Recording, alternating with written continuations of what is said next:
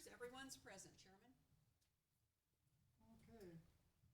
On the general business, approve the planning commission agenda.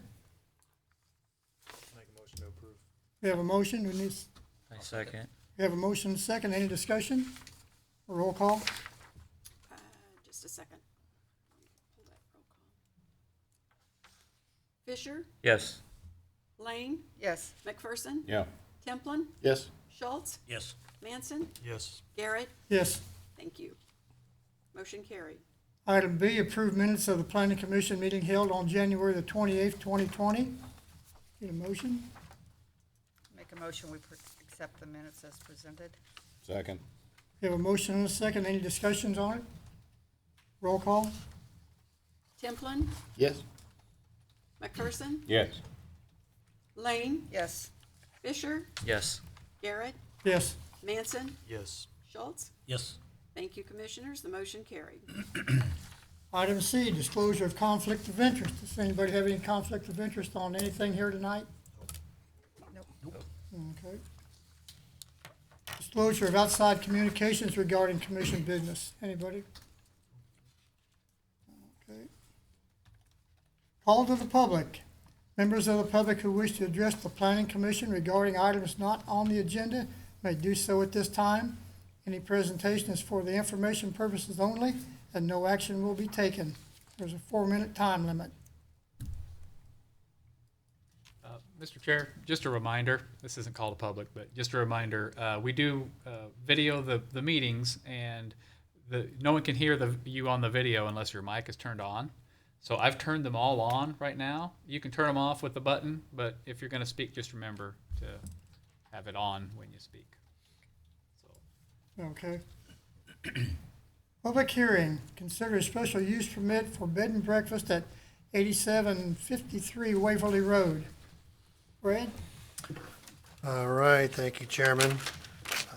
What you have before you is a request for a special use permit for a bed and breakfast.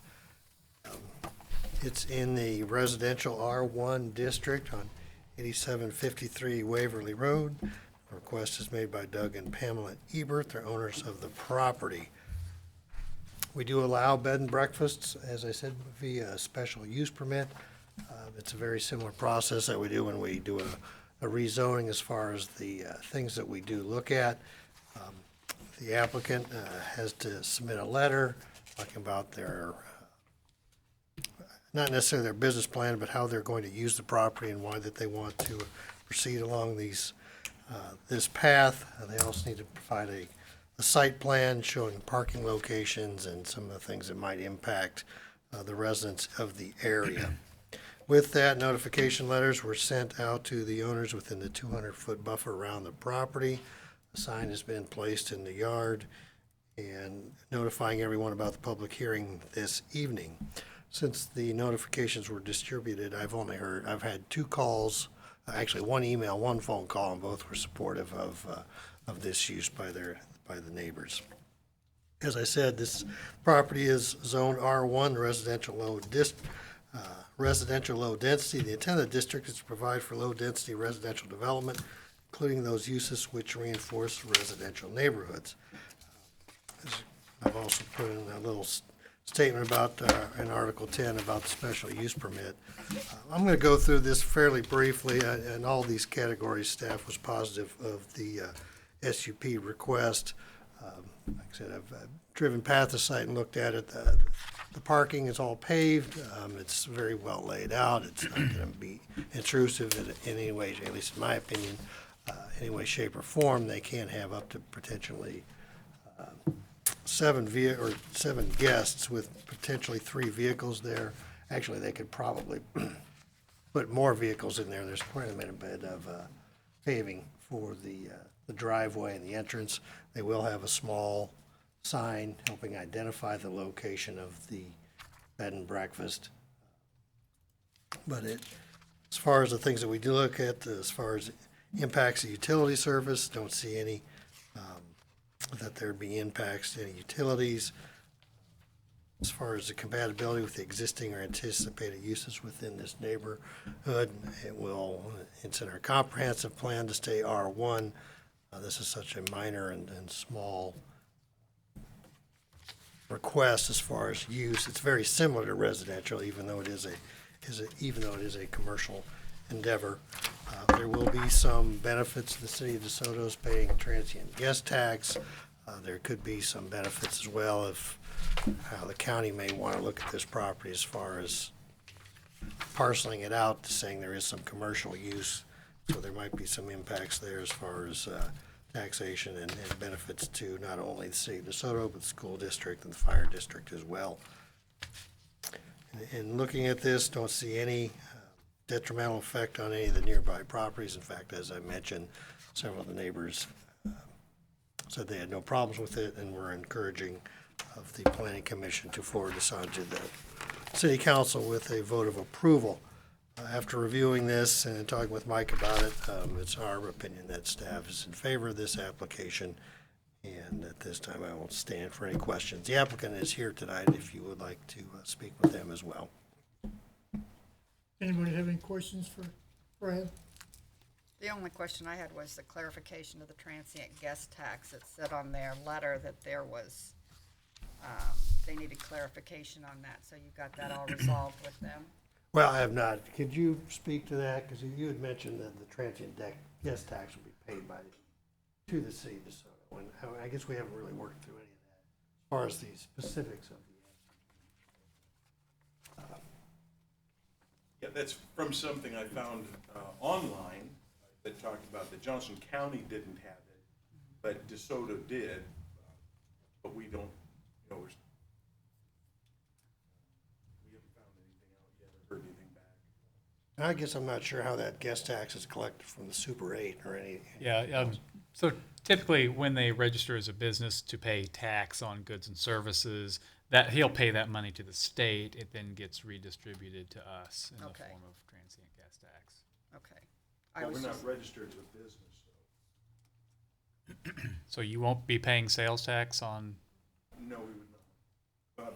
As long as we're. we're going to figure that out then. According to Okay. Johnson County and Kansas, as long as we're below, 3 bedrooms and below and Okay. 8 guests and below, then we don't have to have licensing or charge sales tax. Okay. All right. I don't know how that applies to the transient gas tax then. If the same, the same exemption might apply to the transient gas tax. I'm guessing. Otherwise, we don't. Yeah, I guess so. We'll work that out. I mean, that's the not- mechanism for the collection and. Right, but that's, That I mean, at the end of the day, it's doesn't not apply. part of the SUP, but it's a good point with the we'll How get- does that affect the city sales tax? This is not gonna cost Well, he's not paying sales tax. at all. It sounds as though he's exempt, based on what he's saying. I haven't independently verified that. Do we have any other bed and breakfasts in DeSoto? That we know of.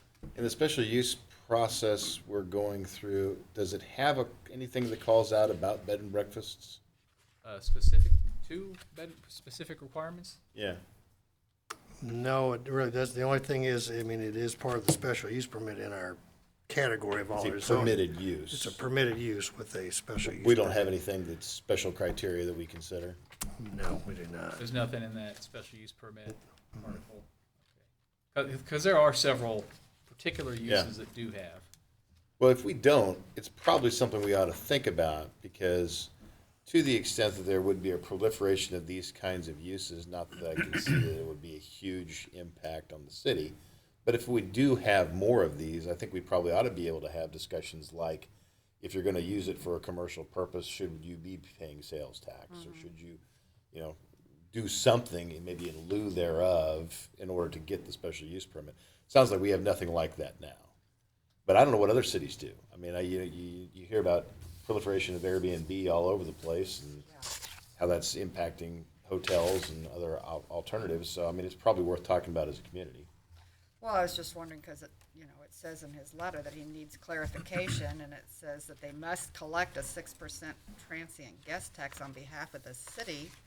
So I was just wondering for clarification if that was ever clarified for him. does not make any difference on my decision. I just thought maybe it might be helpful for you going forward if you know how to do that. That's all I have. Anybody have any more questions for Brad or the owner?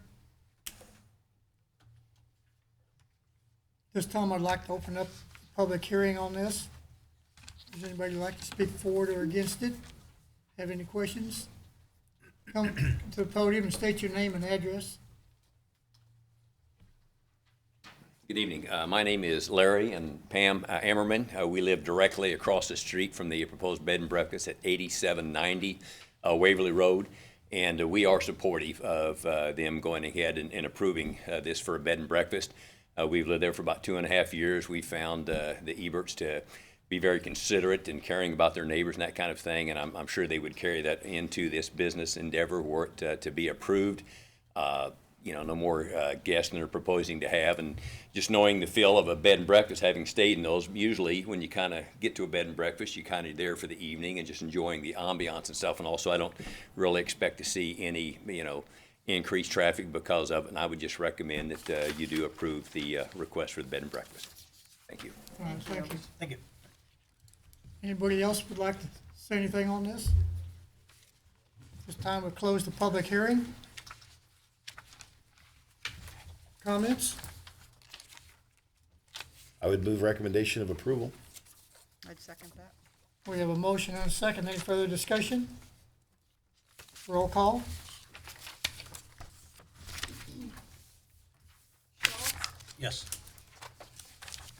Manson, Yes. Bicker, Yes. McPherson, Yes. Lane, Yes. Templin. Yes. Thank you, Commissioners. The motion carries.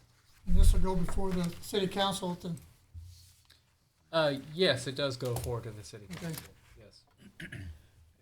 Before we move to the next item, I would like to know whether anybody else thinks we ought to be thinking about getting perhaps some special rules for this particular use. well, I think we should.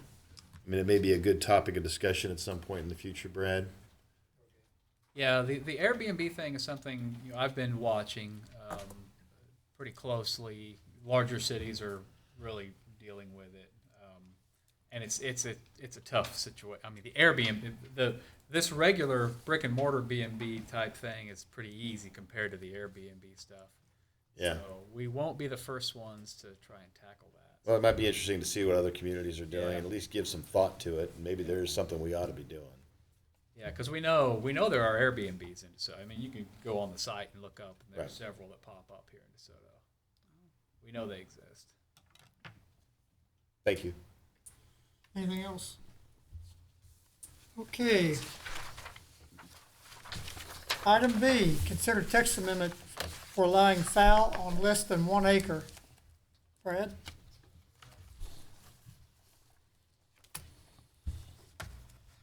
All right, we've been through this a few times over the past 3 or 4 months, so I don't know that I've got a whole lot to add to my staff report.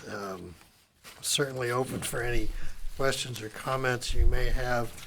One thing that I did want to point out after talking with Patrick, when I put the public notice out, it was just solely to talk about fowl on 1 acre or less.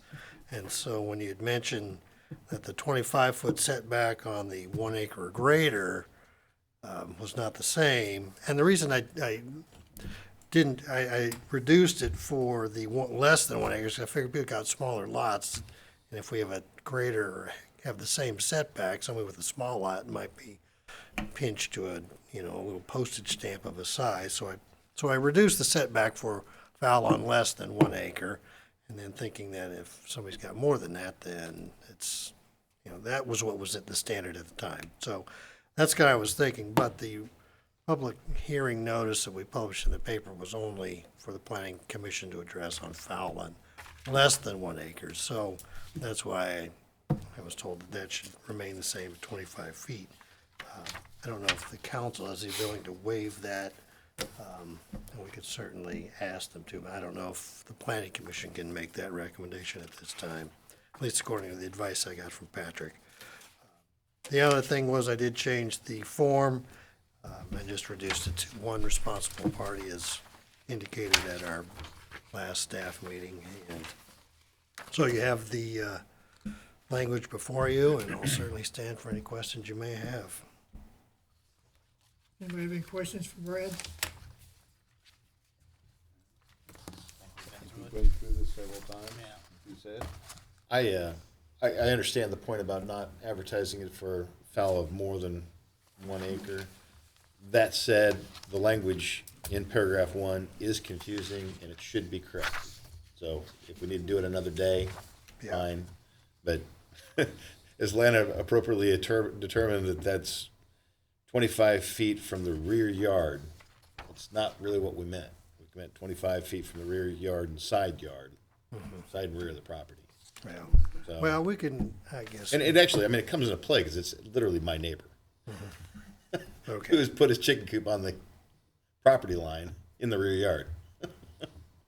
So, I mean, I do think that that's not the right interpretation of that. I don't think that's what was intended, and if we want to bring it back sometime and fix that, that would be great. I think we should. okay.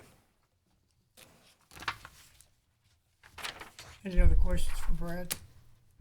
This time I'd like to open up the public hearing on this. Does anybody like to come forward? Now's the time to do it. I know that's what you're here for, because it's been a long time coming.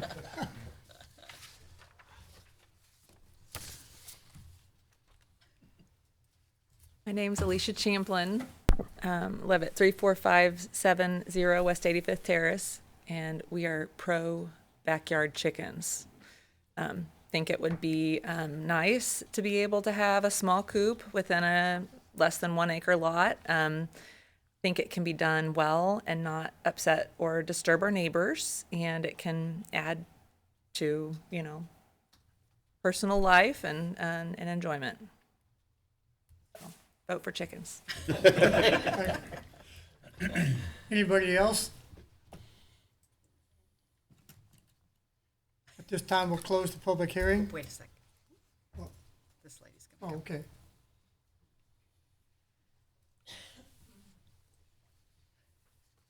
I'm Andrea Newland. I live off of Hilltop Road, off of 85th and Hilltop Road area, and we are also pro-chicken.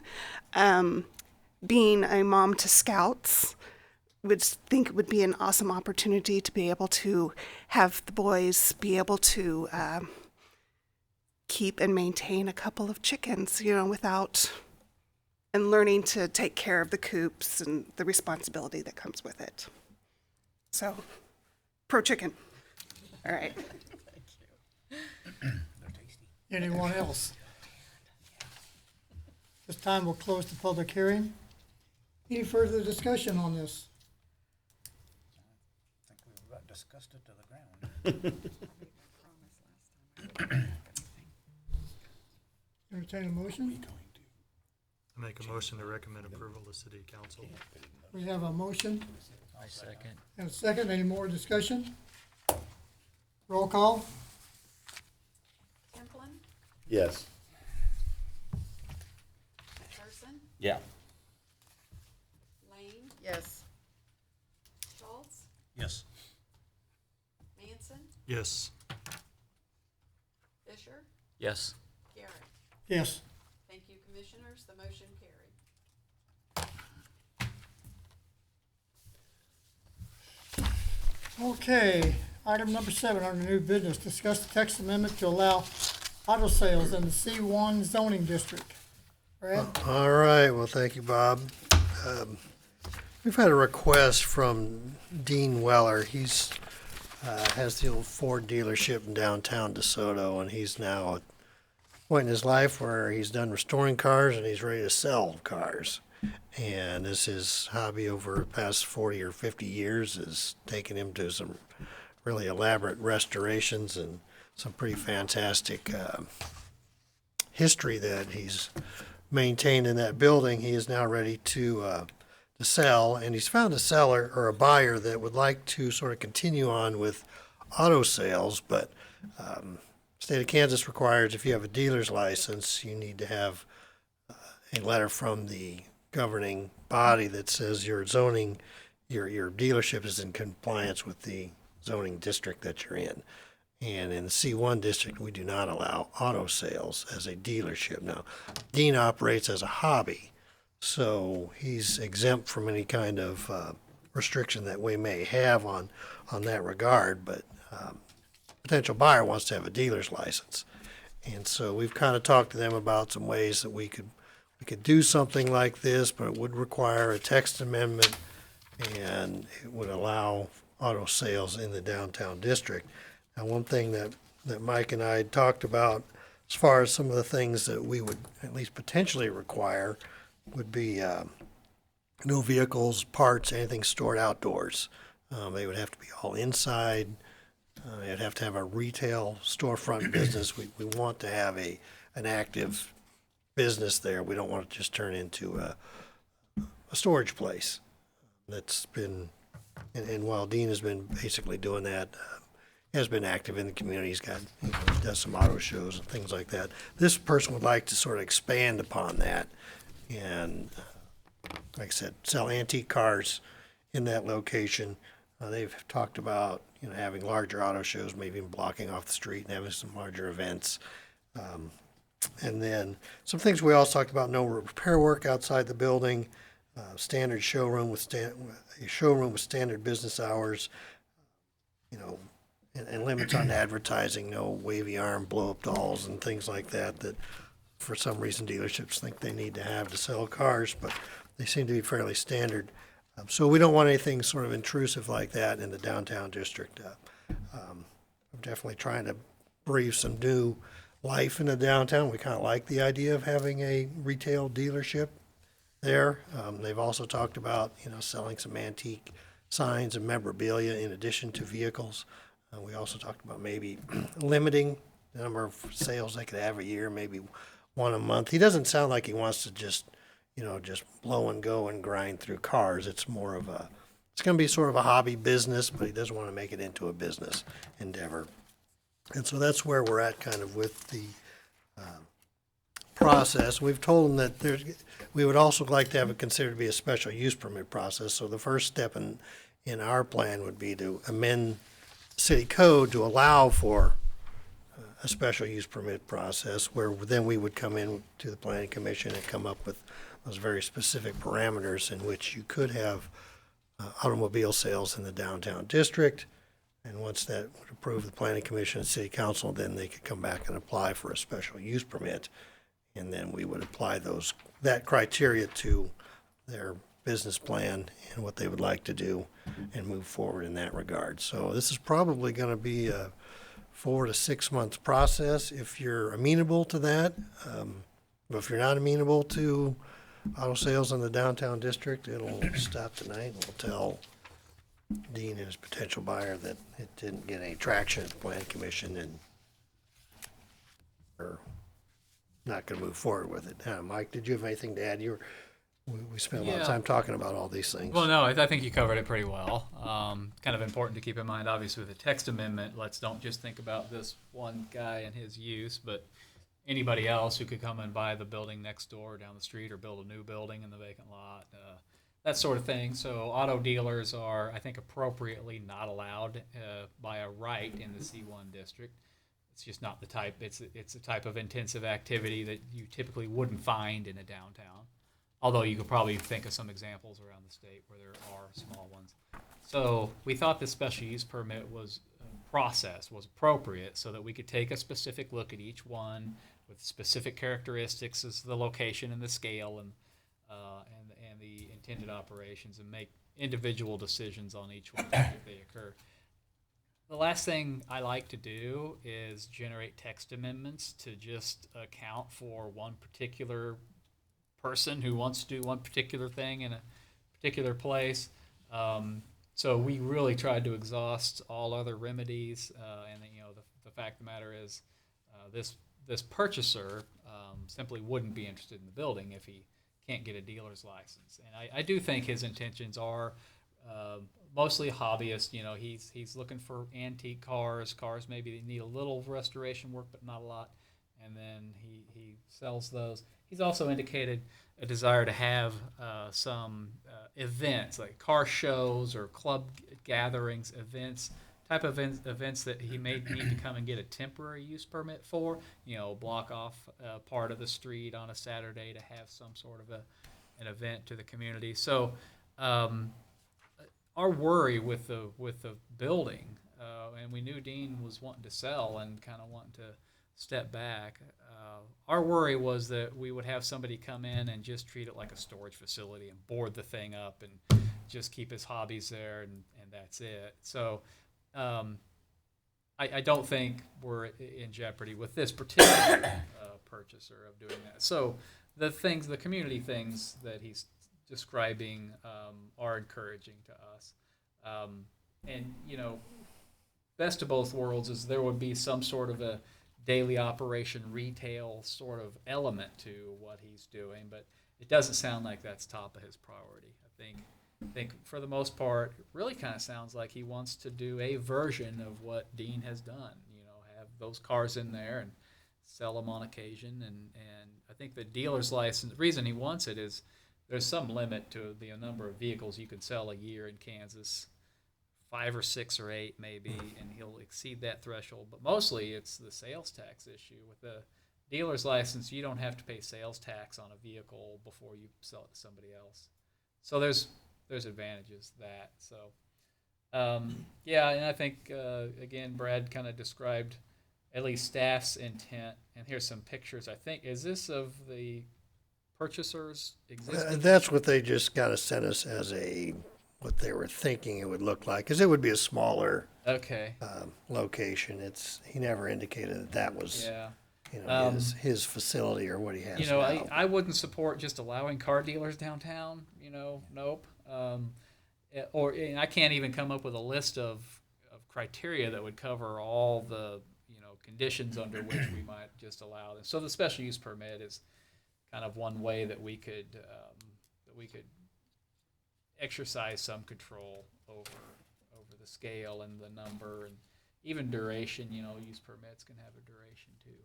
So, yep, that was it. And the applicant or the purchaser and Dean, they both understand that this text amendment would just be allowing the special use permit to even be considered. Then there would be another use permit to come in and get. So, we're best case scenario. We're looking at probably at a 6-month process here, and they're both kind of willing to wait that out if the planning commission's amenable to moving forward. Of course, it's just discussion at this time. We'd have to have a public hearing and go through the whole process. You haven't even seen a draft, so just want to get your feedback on that, see if it's something you would want to pursue. Todd, what's your feelings on this? I think under a special use permit, I think it's kind of a good idea. It keeps some of the history of town here. The building's been that way as long as I've ever remembered it. But, Yep. as long as there's standards to prevent something crazy, which the special use permit would give us that ability to review the applicant's criteria. But I think it's kind of a good idea. Tim? I think it's a great idea. Downtown's dying, and we got to get something up there. Linda? I like the idea. I think it would be really nice to carry on that general concept. My concern is fumes. Are they going to do body work there, the sound and the paint fumes? How's that going to affect neighbors? I'm not going to do He that does all there. that down there now. Been going on? He does? Oh, yeah. Oh, yeah. All He's right, got a well, paint shop or a paint booth in the back. like I said, I don't know. But that would be my concern. But if that's all addressed, then I guess it's no big deal, right? But, and those are the exact sort of things we can look at when we're talking about a special use permit. Mm-hmm. Johnny? I would like to see something similar to what Dean's been doing carry on, because as he's been selling the cars off and I walk by there, I kind of gets a little depressed because I enjoy seeing all that stuff up there. And if somebody would come in and do something very similar, I'd be tickled. I think it's part of history that we're keeping alive. Ian? I think it's a good idea.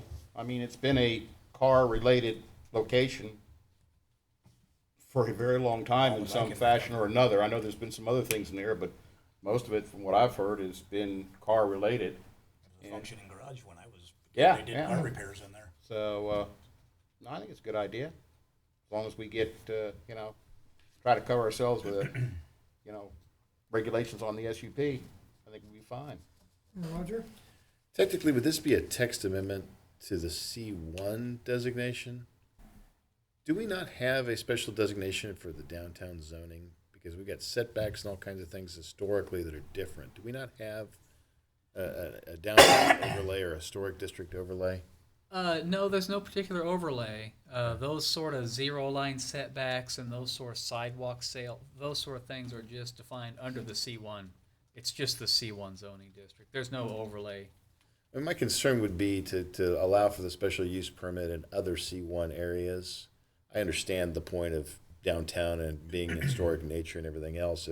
If there was a way to define that text amendment so that it would be limited to the historic area, Yeah. as opposed to saying, look, I can apply for a special use permit in any C1 district because you got a text amendment that allows me to do that. Well, so that just so the C1, I can pull up a zoning map.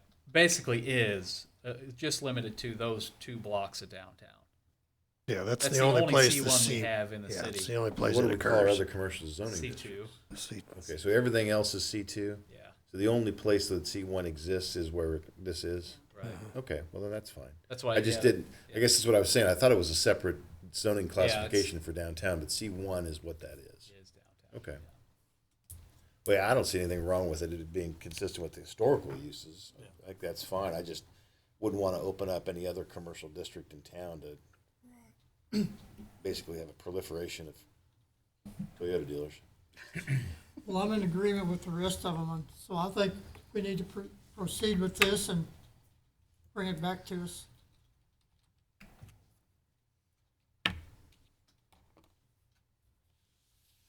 I was just gonna pull up this zoning map. I thought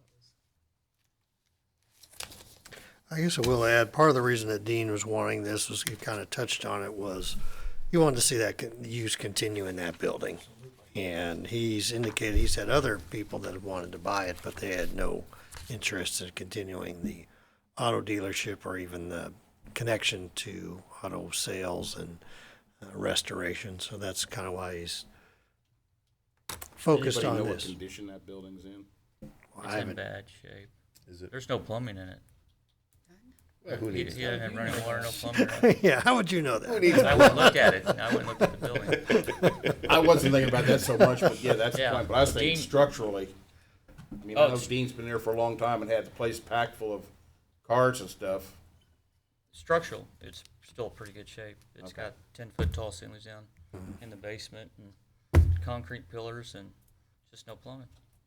Well, That he can can, be added. he'd have to change that in order to get people in there, so that's his problem, but.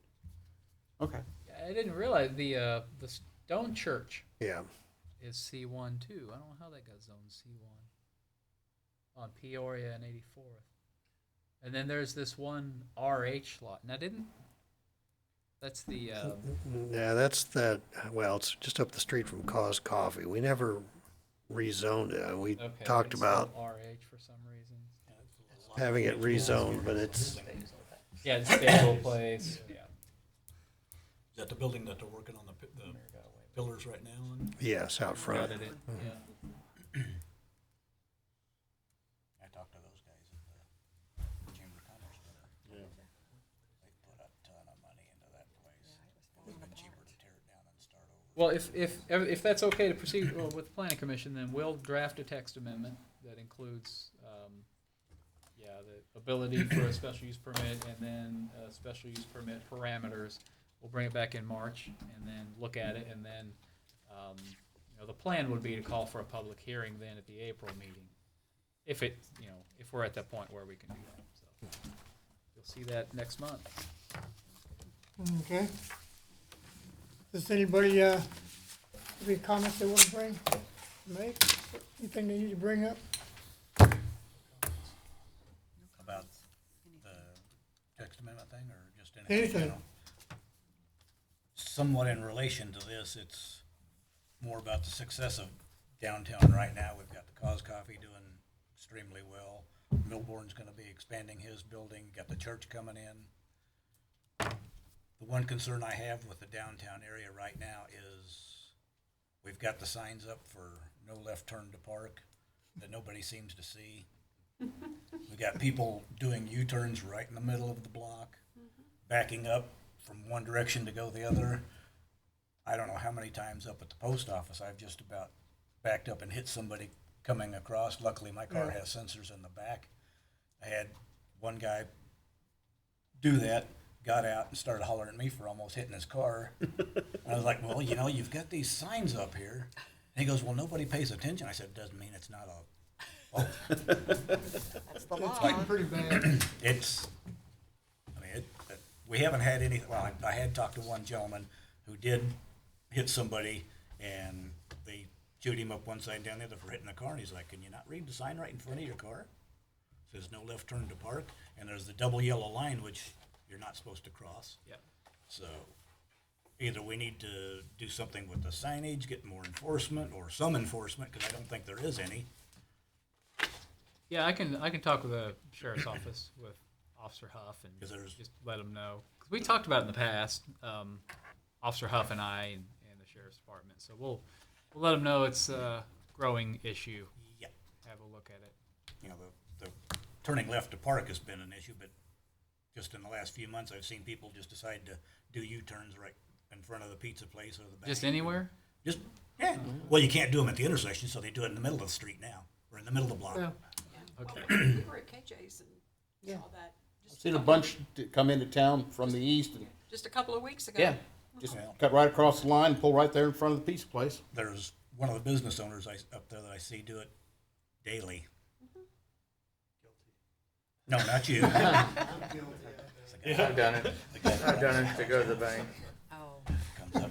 It's bright and early, nobody's there, nobody's out. Not very, where there's no parking spot. One other thing, Brad, I want to say thanks for emailing out the documents. I like that. Oh, yeah, I wanted to ask, was everybody able to use the link, or was it, the reason it's better to use the link is because there will be sometimes the packets will be very large as far as megabytes, and I can't just, our server has a 20 meg limit going outbound, so. The issue I had with it, it kept asking me to sign into my Google Drive account, which I don't have and probably won't be getting. Well, I mean, we can certainly deliver hard copies, but Well, when you sent the email or whatever, it worked fine, but Yeah, I'd much rather have the hard copy. And if you can, the PDF attachment is the easiest thing for me.